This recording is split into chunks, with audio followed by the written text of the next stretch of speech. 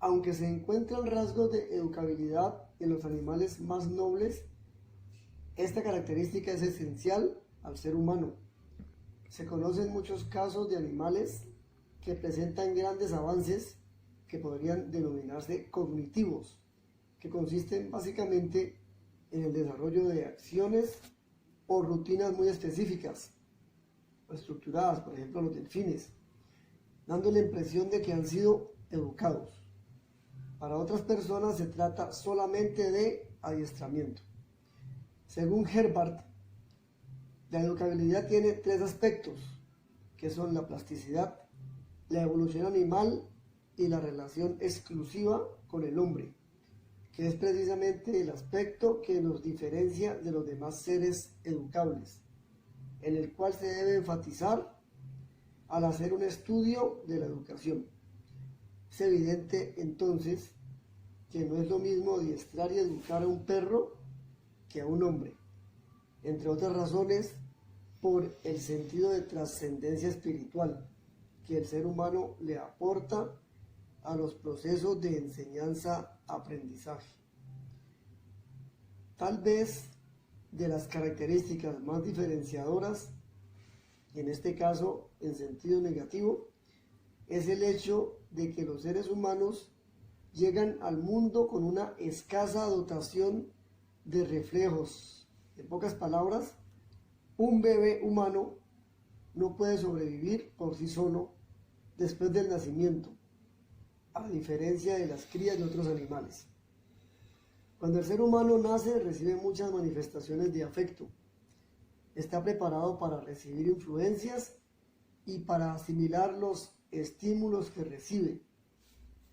Y esto ocurre en un contexto espaciotemporal muy bien definido, o sea, en un lugar y en un tiempo exactos y distintos para cada persona. Cabe recordar aquí los casos documentados de niños que fueron criados por animales, como el de la tira cómica de Tarzán, quien llega a ser considerado como el rey de la selva. La capacidad de comunicarse le permite al ser humano recibir educación.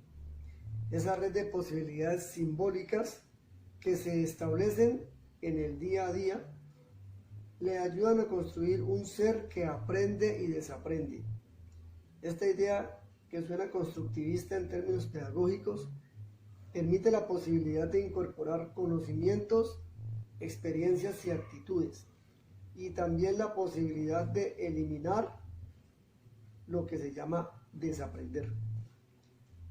Los humanos son seres culturales por excelencia, en dos sentidos. Pueden crear y pueden recibir cultura o participar de ella. Por ejemplo, en la relación comunicativa profesor-estudiante.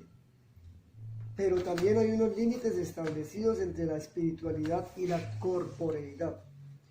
Construir cultura, desarrollar patrones de convivencia y también recibirlos de otros que ya los han procesado, hacen parte de ese entramado cultural y antropológico de la educabilidad. Existe un optimismo pedagógico que en su versión sociológica nos dice que el grupo tiene una capacidad moldeadora de los individuos.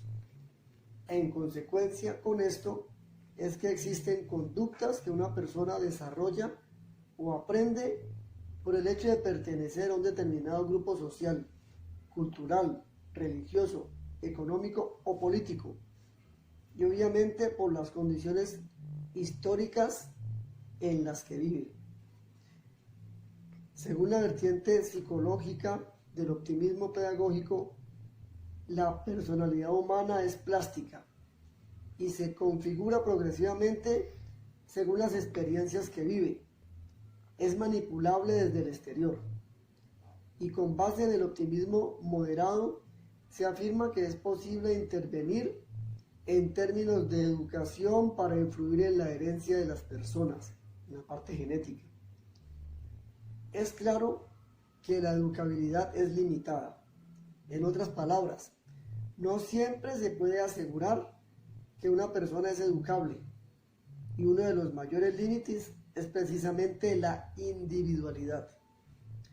No es fácil convencer o persuadir a una persona que ha desarrollado su vida y sus proyectos en forma individual para que se integre a una comunidad o grupo dentro del cual tendrá que negociar estos espacios y límites en pro de una convivencia armónica.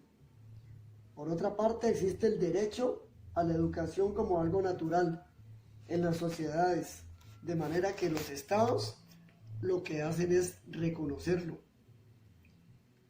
También es dinámica en el sentido de que posibilita que las potencias pasen a ser actos. Es intencional por cuanto no ocurre enteramente por fuera del individuo.